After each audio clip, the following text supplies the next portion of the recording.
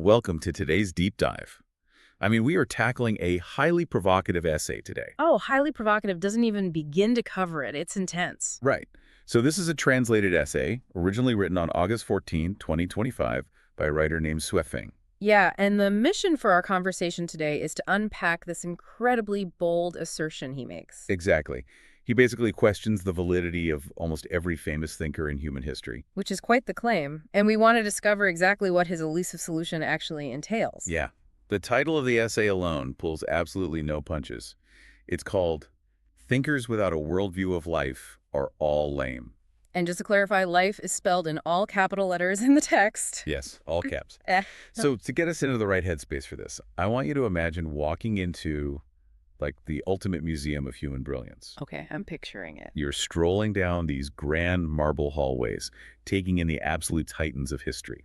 You see Isaac Newton's telescope in one corner, Plato's ancient scrolls in another. Confucius over here, Copernicus over there. Exactly. It's the Intellectual Hall of Fame. But then you notice something jarring. Somebody's messed with the exhibits. Right. Someone has walked through this entire museum, looked at the greatest minds to ever exist, and slapped a red sticker on every single one of their display cases that just reads, lame. It is quite an image to start with, honestly, and it completely disrupts how we normally engage with historical figures. It really does. Right. We're supposed to revere these people. Right. We're so used to revering these thinkers as the untouchable architects of human civilization. To see them all dismissed with one casual, almost flippant word. It's meant to be shocking. Exactly. Shui Feng is intentionally trying to break our default reverence. He absolutely does. Yeah. Okay, let's unpack this. Because before we can even begin to define what this missing worldview of life is, we really have to wrap our heads around the sheer scale of the critique. The audacity of it, really. Yeah, the audacious scale.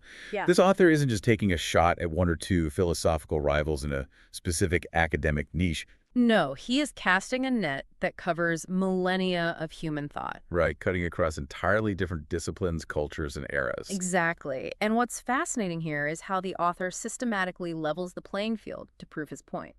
How so? Well, he starts in the spiritual realm, looking at Osho, the highly controversial but globally recognized mystic. Okay, but Osho has millions of followers. Does he just trash him completely? Actually, no. Rifeng doesn't just blindly attack him.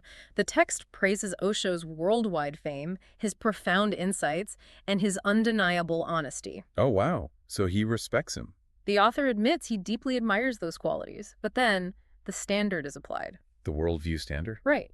Zhofeng claims that because Osho lacked this very specific worldview of life, he only managed to reach, quote, the foot of Wifeng Mountain. Wow. He didn't even make it up the slope. Not even close. So even if you have profound spiritual insights and all this fame, if you're missing this one foundational pillar, you're stuck at base camp. You're just a lame thinker to him, but he doesn't stick to just the mystics. Oh, right. He goes after modern contemporaries too, doesn't he? He does, and this is where it gets highly specific. He targets the modern Chinese intellectual sphere directly. Who does he call out? He brings up thinkers like Yang Peng, and again, Zhofeng acknowledges him as one of the foremost thinkers alive today. But I'm guessing he still gets the lame sticker. Yep. He finds Yang Peng's lack of this worldview deeply regrettable. He lists others as well, like Bao Pengshan, King Beixu, and Ma Feng. That's a very targeted list. It is. And the text provides a really revealing anecdote about how he engages with these ideas. He mentions watching a video the day before he wrote this. So August 13th, 2025. Right. The video featured another contemporary thinker named Yixiguan Lan. They were discussing the concept of utopia. Okay. And Zhofeng noted that Yixiguan Lan's arguments leaned heavily toward the views of Friedrich Hayek, the famous Austrian-British economist. Wait, so he's not just critiquing ancient philosophers and spiritual leaders? Nope. Economics is on the table, too. He's watching internet videos on current economic theory and grading them on this exact same scale. How does an economist like Hayek even fit into this? That is the core of his uncompromising metric. For context, Hayek's theories heavily emphasize spontaneous order, free markets, and individualism. Right, very focused on the tangible material world. Yeah, exactly.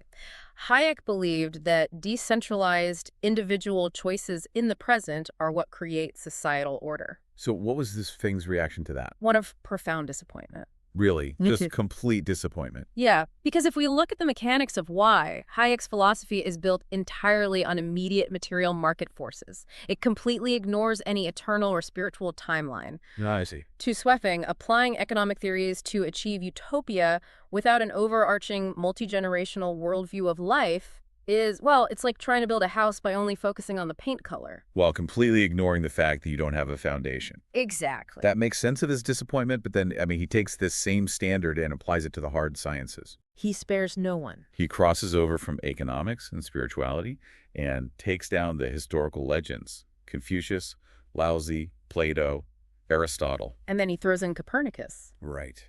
The man who figured out the Earth revolves around the sun. And Isaac Newton, the father of modern physics, Francis Bacon, Thomas Aquinas. It's quite the list. He lumps them all together and says, if their scholarship lacks this one specific worldview, they can only be regarded as lame thinkers. I have to push back here. Oh, I'm sure you do. It sounds crazy. It seems absurd.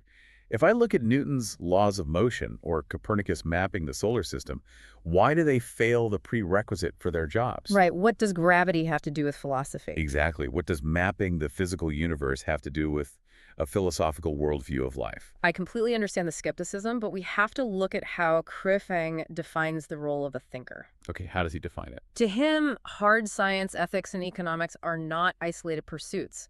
They're all supposed to serve the ultimate progression of humanity. So they're all part of the same project. Let's use an analogy. Imagine Newton and Copernicus are brilliant architects. Okay.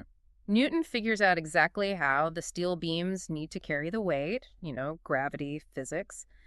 Copernicus figures out exactly how the building should be oriented toward the sun. So they build a really great building. They build a magnificent, gleaming skyscraper of technological and scientific progress. But because they lacked a true worldview of life, they built that incredible skyscraper directly on top of a massive geological fault line. Ah, I see. So the structural engineering is perfect, but the placement guarantees a collapse. Precisely. Zhifeng isn't saying Newton was bad at math. Right, he's not arguing with the calculus. No, he is saying that giving humanity the mathematical tools to manipulate the universe without first providing the foundational framework for why we exist. And where we are going. Exactly. It makes the entire endeavor lame. The skyscraper will eventually fall because the foundation, the ultimate meaning of existence, was totally ignored. Okay, if he's going to make the claim that the greatest minds in history steered us wrong or built our skyscraper on a fault line, he needs evidence. And he thinks he has it. Right. If Newton and Plato and all these contemporary economists failed us, where is his proof? According to the text, Suefe says the proof is simply to look out your window. Yeah, just look at the world. He points directly to the highly chaotic state of our current reality as the tangible symptom of this failure. Yes. If we connect this to the bigger picture, Schweffing is identifying a massive paradox at the heart of human progress. Which is what? He explicitly notes that humanity has entered the age of artificial intelligence. Yeah, that's a huge point. We have reached a point where we are coding supercomputers that can mimic human thought. We have mastered the material world to an astonishing degree. What? But our sociological and psychological realities are completely fractured. Our world remains totally disorderly. Exactly. He lists the specific, undeniable symptoms of this disorder. He points out that despite all our technology, we still have wars, violence, hunger, anxiety. Fear, pollution. Yeah, and the relentless competition for resources. They continue to dominate human society every single day. It's a grim list, but it's completely accurate to the news cycle. It is. But here is the massive logical lead he makes. And I struggle to buy this entirely. Let's hear it. He says the reason for all of this chaos is entirely because humanity lacks great thinkers who possess a worldview of life. He draws a direct causal line from philosophical inadequacy to global catastrophe. Which is a huge claim.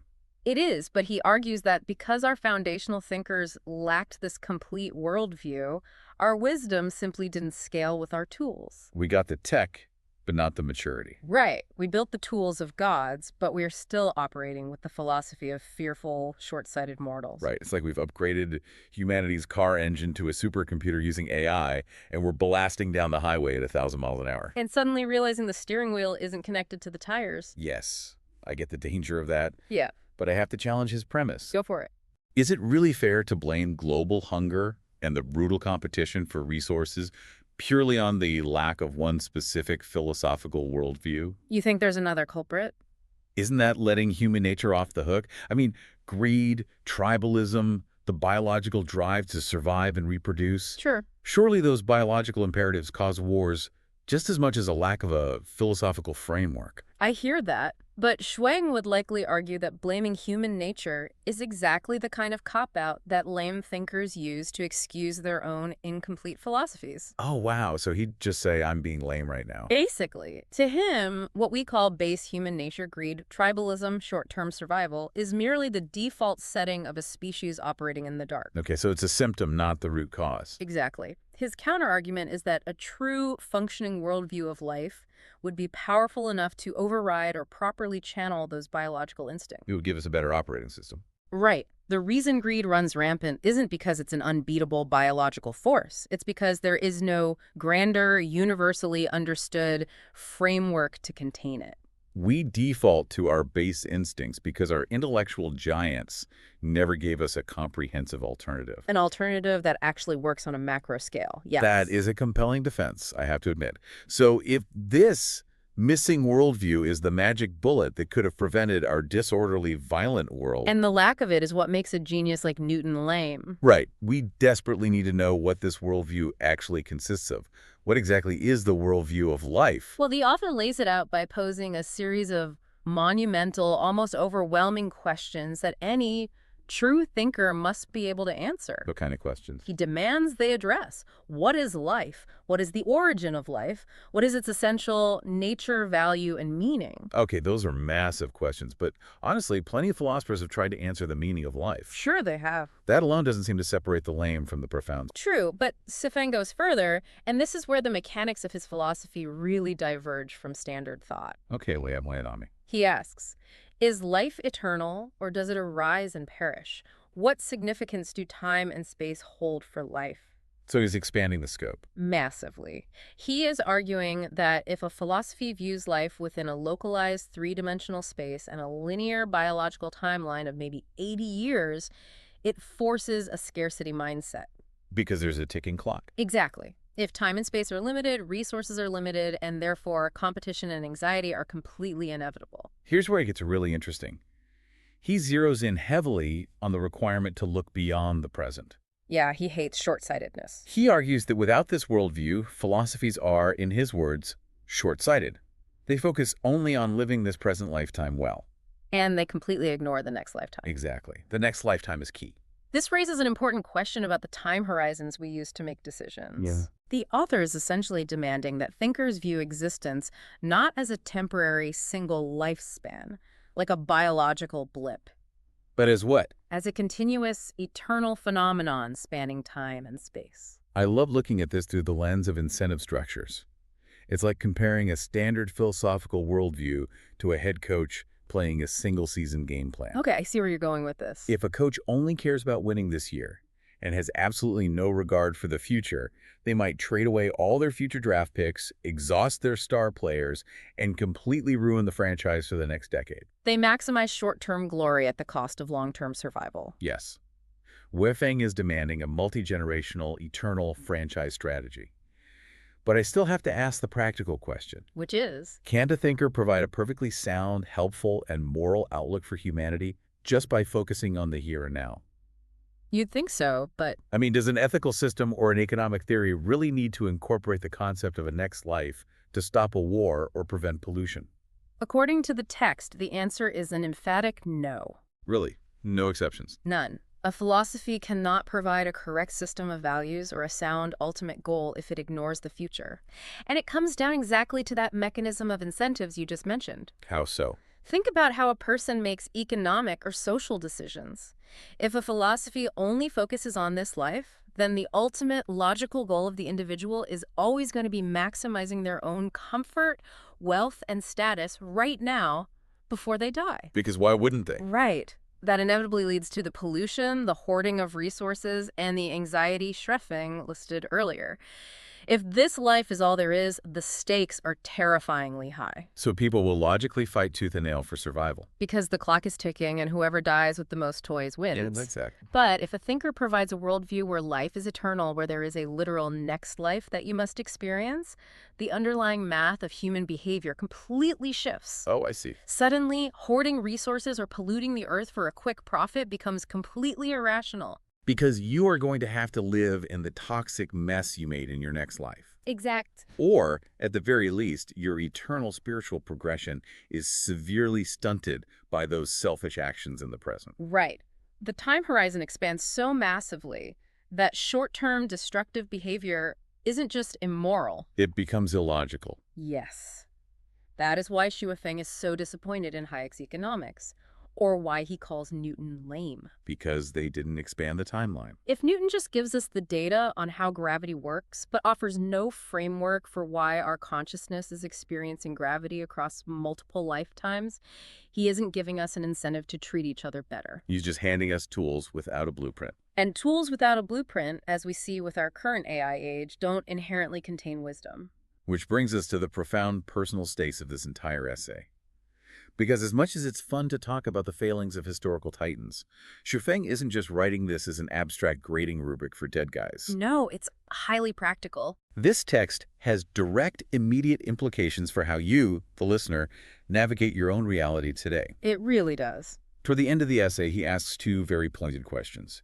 First, without a worldview of life, how can one possibly guide others? And second, how can one properly live one's own life? Exactly. He is bringing the macro-level critique all the way down to the micro-level of daily existence. It's not just about guiding human society or writing global economic policy. It's about your own life. Yeah, it's about waking up tomorrow and making a decision about your career, your relationships, or your personal ethics. In a world that is incredibly confusing right now. In a modern world defined by information overload, where we are constantly bombarded with news of wars, climate anxiety, and ruthless economic competition. So if you don't have that framework, If you don't have a comprehensive framework that accounts for your origin, your eternity, and your ultimate meaning, you are navigating this highly disorderly world without a true compass. You are just reacting to stimuli. so what does this all mean for us? It's like trying to be a tour guide in a vast, sprawling city when you don't even know what planet you're on. That's a great way to put it. You might know a few streets really well. You might know exactly how to write code or how to navigate corporate politics or how to fix a car. Just like the lame experts Xu Feng critiqued knew their specific fields perfectly. Right. But you don't understand the map of the universe. You don't know where the city came from, and you certainly don't know where it's going. You're lost in the macro sense. And that realization places an incredibly heavy burden on the individual.